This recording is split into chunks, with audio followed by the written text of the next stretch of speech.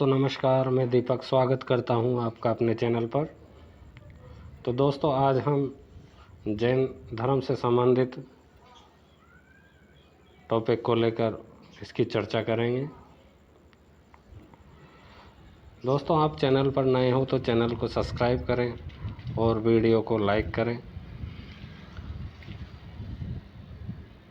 शुरू करते हैं।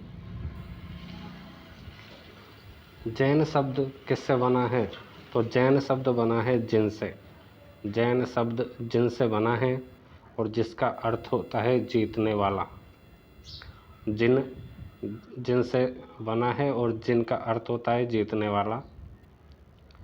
किस चीज़ को जीतने वाला? तो इंद्रियों को जीतने वाला। इंद्रियों को जीतने वाला।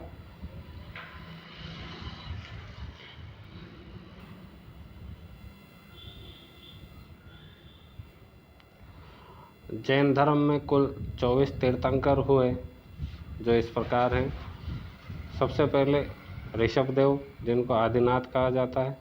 दूसरे नंबर पर हुए अजितनाथ, तीसरे पर संभवनाथ। इस प्रकार करके कुल 24 तीर्थंकर हुए। जो 23वें तीर्थंकर थे वो थे पार्श्वनाथ और 24वें तीर्थंकर महावीर स्वामी। आगे बात करते हैं। तीर्थंकर का अर्थ संसार सागर से पार कराने के लिए औरों को मार्ग बताने वाला होता है। और जैन धर्म के संस्थापक तथा पहले तीर्थंकर थे ऋषभदेव। इन्हें आदिनाथ के नाम से भी जाना जाता है। और ऋग्वेद में आदिनाथ अथवा ऋषभदेव की चर्चा हुई है। तो कौन से वेद में हुई है ऋषभदेव आदिनाथ की चर्चा? ऋग्वेद में।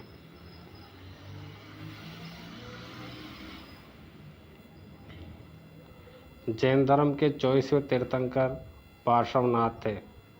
पार्श्वनाथ जो थे 23वें तीर्थंकर थे। ये काशी के इक्ष्वाकु वंशीय राजा अशोकसेन के पुत्र थे। तो इनके पिता कौन थे? अशोकसेन थे। पार्श्वनाथ ने 4 शिक्षाएं दी थी। सत्य बोलो, चोरी न करो, हिंसा न करो और संपत्ति न रखो। सत्य, अहिंसा, अस्तेय और अपरिग्रह, ये 4 जो है शिक्षाएं पार्श्वनाथ द्वारा दी गई। अब बात करते हैं जैनियों के 24वें तीर्थंकर महावीर स्वामी की। तो भगवान महावीर स्वामी का बात करते हैं। तो जैनियों के 24वें तीर्थंकर हुए महावीर स्वामी। जैन धर्म का वास्तविक संस्थापक महावीर स्वामी को ही माना जाता है। किसको माना जाता है? महावीर स्वामी को ही माना जाता है।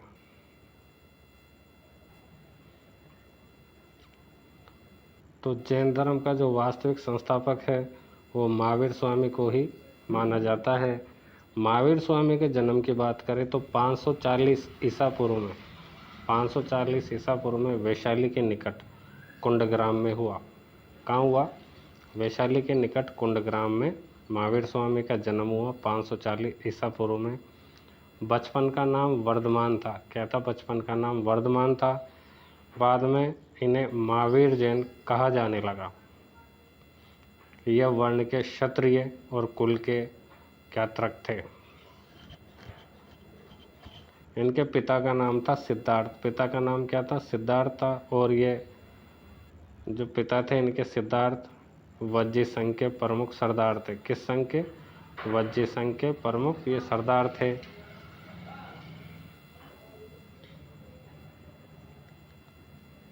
माता का नाम त्रिशला, जो लिच्छवी शासक चेटक की बहन थी। इनकी माता थी त्रिशला, जो लिच्छवी शासक चेटक की बहन थी। बड़े भाई थे इनके नंदीवर्धन। और महावीर स्वामी की पत्नी का नाम यशोदा था। क्या नाम था पत्नी का? यशोदा। पुत्री का नाम था अनोजा प्रियदर्शनी। अनोजा प्रियदर्शनी।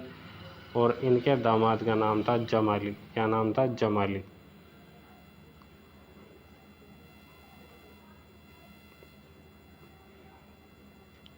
महावीर स्वामी ने 30 वर्ष तक ग्रस्त जीवन बिताया। 30 वर्ष तक उस समय तक उनके पिता का देहांत हो चुका था और 30 वर्ष के बाद वे अपने बड़े भाई, जो बड़े भाई थे इनके नंदीवर्धन, इन नंदीवर्धन से ये आज्ञा लेते हैं और घर गृहस्थी को त्याग देते हैं। तो 30 वर्ष की आयु में बड़े भाई नंदीवर्धन से आज्ञा ली और घर को त्याग दिया और 12 वर्ष तक लगातार कठोर तपस्या की और साधना की। तो 12 वर्ष तक कठोर तपस्या करने के बाद 42 वर्ष की अवस्था में महावीर स्वामी को त्र्यंबिका ग्राम के नज़दीक ऋजुपालिका नदी के किनारे, कौन सी नदी? ऋजुपालिका नदी के किनारे एक साल वृक्ष के नीचे कैवल्य अर्थात ज्ञान की प्राप्ति हुई। जरंबिका गांव के नज़दीक नदी थी ऋजुपालिका नदी, उसके किनारे साल वृक्ष के नीचे महावीर स्वामी को कैवल्य ज्ञान की प्राप्ति हुई और ज्ञान प्राप्ति होने के बाद महावीर जो है जिन अर्थात विजेता, अरहत यानी पूज्य और निर्ग्रंथ यानी बंधनहीन कहलाए। तो इनके उपनाम कौन कौन से हैं? जिन, अहर्त और निर्ग्रंथ। और इनके अर्थ जिन यानी विजेता, अर्थ यानी पूज्य और निर्ग्रंथ यानी बंधनहीन कहलाए। आगे बात करते हैं दोस्तों, महावीर स्वामी ने अपना जो केंद्र, धर्म केंद्र यानी अपनी जो विचारधारा थी उसका प्रचार करने का केंद्र किसको बनाया? वैशाली को बनाया। तो महावीर स्वामी ने अपना धर्म केंद्र किसको बनाया? वैशाली को बनाया। और महावीर के जो प्रथम अनुयायी बने, प्रथम अनुयायी कौन बने? जो उनके दामाद थे ना, जमाली, वो जमाली ही उनके प्रथम अनुयायी बनते हैं। और प्रथम महिला अनुयायी की बात करें तो अनुयायी महिला प्रथम जो थी वो थी चंपा। महावीर स्वामी ने अपने उपदेश प्राकृत अथवा अर्धमागधी भाषा में दिए। देखिए दोस्तों, महावीर स्वामी ने जो अपने उपदेश दिए और प्राकृत और अर्धमागधी भाषा में दिए और उनके ग्रंथ भी प्राकृत भाषा में लिखे गए। उनके जो ग्रंथ लिखे गए वो प्राकृत भाषा में लिखे गए और उपदेश भी प्राकृत भाषा में ही दिए गए थे। तो दोस्तों चैनल को सब्सक्राइब करें। महावीर स्वामी ने त्रिरत्न दिए। अब कौन कौन से त्रिरत्न बात करते हैं? सम्यक ज्ञान, सम्यक दर्शन और सम्यक आचरण, ये त्रिरत्न हैं। तो महावीर स्वामी ने त्रिरत्न दिए थे, सम्यक ज्ञान, सम्यक दर्शन और सम्यक आचरण। और उन्होंने बोला कि सम्यक ज्ञान प्राप्त करो यानी सही ज्ञान प्राप्त करो। उसके बाद उन्होंने बोला कि सम्यक दर्शन प्राप्त करो यानी जो भी चीज़ों को देखो अच्छी चीज़ों को देखो। और फिर लास्ट में उनका जो तीसरा रत्न है वो है सम्यक आचरण, अर्थात अपना आचरण, अपना जो आचरण है इस तरह रखो, अपना आचरण इस तरह रखो, इस तरह सुधारो कि दूसरों को कष्ट न पहुँचे और दूसरे का दिल न दुखे, ऐसा आचरण रखो। महावीर स्वामी ने पार्श्वनाथ द्वारा दिए गए 4 महाव्रतों में 5वां जो महाव्रत जोड़ा वो था ब्रह्मचर्य। ब्रह्मचर्य किसने जोड़ा था? महावीर स्वामी ने, जो 24वें तीर्थंकर थे। अब वो कौन कौन से हैं देखते हैं। अहिंसा, भाई हिंसा न करो। सत्य, हमेशा सत्य बोलो। अपरिग्रह, जरूरत से अधिक संपत्ति इकट्ठा न करो। और अस्त्य, चोरी न करो। ये 4 तो दिए थे 23वें तीर्थंकर ने, पार्श्वनाथ ने। और इनमें जो 5वां महाव्रत जोड़ा था वो था ब्रह्मचर्य, जो किसने जोड़ा? महावीर स्वामी ने, जो जैन धर्म के 24वें तीर्थंकर थे। तो बात करते हैं आगे। जैन धर्म में ईश्वर की मान्यता नहीं है, यानी जैन धर्म के अनुसार ईश्वर नहीं है, वे आत्मा में विश्वास करते हैं। महावीर स्वामी कर्मवाद और पुनर्जन्म में विश्वास करते थे।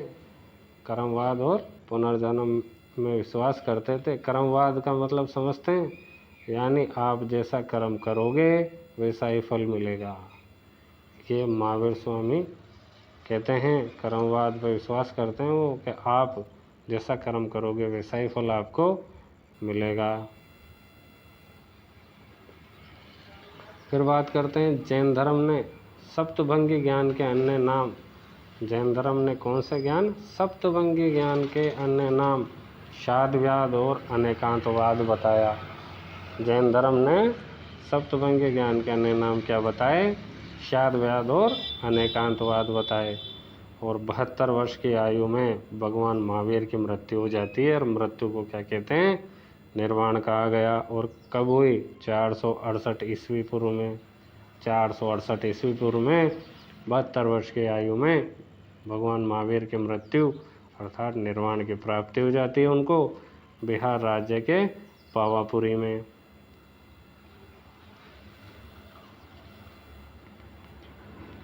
जैन धर्म का आध्यात्मिक विचार सांख्य दर्शन। जैन धर्म का आध्यात्मिक विचार जो है सांख्य दर्शन, जिसके प्रतिपादक है कपिल मुनि, से लिया गया है। महावीर स्वामी ने पावा में अपने 11 प्रमुख अनुयायियों के साथ एक संघ की स्थापना करी थी। अच्छा, तो महावीर स्वामी ने अपने प्रमुख 11 जो अनुयायी थे उनके साथ मिलकर एक संघ की स्थापना करी। कहाँ पर? पावा में। और ये 11 शिष्य गणधर कहलाते थे। इन 11 गणधरों में केवल एक ही गणधर जो था, सुधर्मन नाम था उसका, महावीर स्वामी की मृत्यु के बाद भी जीवित रहा। इसका मतलब समझे आप कि जो 10 गणधर थे वो महावीर स्वामी के जीवित रहते ही उनकी मृत्यु हो गई और महावीर स्वामी की मृत्यु के बाद जीवित रहने वाला एकमात्र जो गणधर था वो सुधर्मन था। चलो आगे। जैन धर्म मानने वाले प्रमुख राजा कौन थे? तो जैन धर्म मानने वाले प्रमुख राजा थे उदयन और चंद्रगुप्त मौर्य, कलिंग नरेश खारवेल और चंदेल शासक, राष्ट्रकूट राजा, जो राष्ट्रकूट राजा थे अमोघ वर्ष, ये सब जैन धर्म को मानने वाले राजा थे। अच्छा साहब आगे।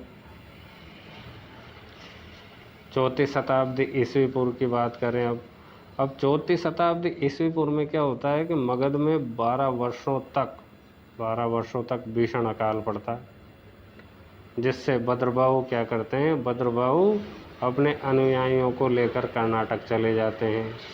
भाई मगध में तो क्या पड़ गया? 12 वर्ष तक अकाल पड़ गया, तो अपन क्या करते हैं? भद्रबाहु सोचते हैं कि अपने अनुयायियों को लेकर कर्नाटक चले गए और स्थूलभद्र जो था वो मगध में रह गए थे साहब। और कुछ समय बाद अकाल ख़त्म हो जाने पर भद्रबाहु जब वापस मगध आते हैं, जब वे आए तो उन्होंने देखा कि मगध में तो रहने वाले कौन लोग हैं? जैनी लोग हैं, जैनी और लोग हैं। उन्होंने अपनी पूरी विचारधारा ही बदल दी। वो कपड़े पहनने लगे हैं, अलग तरह से रहन सहन हो गया, शुरू कर दिया उन्होंने। तो इन दोनों में भद्रबाहु और स्थूलभद्र में क्या हो गया? मतभेद हो गया साहब। जब इन दोनों में मतभेद हो गया तो एक संगीति बुलानी पड़ी। क्या बुलानी पड़ी? एक सभा बुलानी पड़ी या संगीति बुलानी पड़ी। अब बुला ली साहब। और उस संगीति में क्या हुआ? जैन संप्रदाय जो है 2 अलग अलग उप संप्रदायों में बट गया। अच्छा, भद्रबाहु के जो समर्थक थे वो दिगंबर कहलाए, जो नग्न रहने लगे, उन्होंने वस्त्रों को धारण नहीं किया और ये कोई भी कपड़े अपने शरीर पर धारण नहीं करते थे, जो भद्रबाहु के समर्थक थे दिगंबर। और जो दूसरा संप्रदाय था वो था भाई साहब स्थूलभद्र। तो स्थूलभद्र के समर्थक थे श्वेतांबर। श्वेतांबर जो थे श्वेत वस्त्र धारण करते थे, इस वजह से वो श्वेतांबर कहलाए, यानी कि ये श्वेत सफ़ेद वस्त्र पहनने लगे थे। चलो साहब, जैन धर्म में 2 महत्वपूर्ण संगीतियाँ भी हुई। बात करते हैं कौन कौन सी। प्रथम जैन संगीति का आयोजन 322 ईस्वी पूर्व में। कब? 322 ईस्वी पूर्व में पाटलिपुत्र बिहार में चंद्रगुप्त मौर्य के शासनकाल में स्थूलभद्र की अध्यक्षता में हुई थी। देखिए दोस्तों कितने पर्सन बन गए इसमें कि आयोजन तो कब हुआ? 322 ईस्वी पूर्व में। कहाँ हुई? पाटलिपुत्र बिहार में। किसके शासनकाल में हुई? चंद्रगुप्त मौर्य के शासनकाल में। अध्यक्ष कौन बना? स्थूलभद्र बना। और इस संगीति में जैन धर्म को 2 भागों में बांटा गया।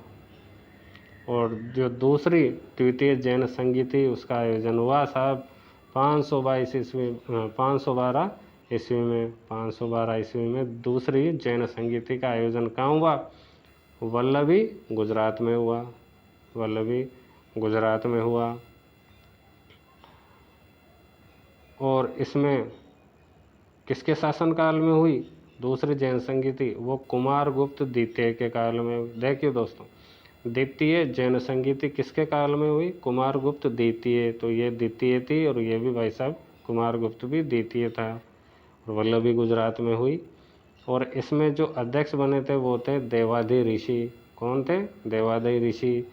और इस संगीति में आगम ग्रंथ और समाश्रवण ग्रंथ को लिखा गया। कौन सी संगीति में लिखा गया था आगम ग्रंथ? द्वितीय जैन संगीति में। और कौन सा ग्रंथ लिखा गया? समाश्रवण ग्रंथ। आगे बात करते हैं।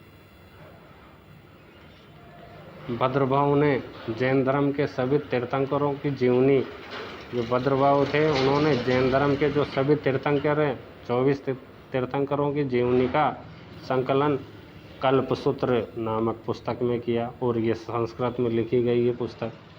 सीधी सी बात है कि भद्रभाव ने किस पुस्तक में सभी जैन धर्म के सभी तीर्थंकरों की जीवनी का संकलन किया? तो कल्पसूत्र में किया। और ये संस्कृत भाषा में लिखी गई है। अच्छा साहब,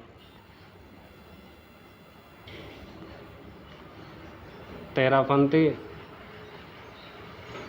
और 13पंथी 20पंथी ये सभी जैन धर्म के उप संप्रदाय हैं। कौन कौन से? एक तो 13पंथी, एक 13पंथी और एक 20पंथी। ये सभी जैन धर्म के उप संप्रदाय हैं। तो दोस्तों ये था बहुत ही महत्वपूर्ण टॉपिक जैन धर्म को लेकर। इसमें हमने पढ़ा जैन धर्म के 24 तीर्थंकरों कौन कौन से थे, पहला कौन सा था, और अंतिम जो महावीर स्वामी थे 24वें तीर्थंकर, उनके बारे में हमने विस्तार से जो है चर्चा की है। और इसमें से किसी भी परीक्षा में कोई भी प्रश्न बाहर जाने की संभावना नहीं है। तो दोस्तों आप चैनल को सब्सक्राइब कर लें और घंटी को भी प्रेस करें ताकि आगे आने वाली वीडियो का नोटिफिकेशन आपको मिल जाए। धन्यवाद।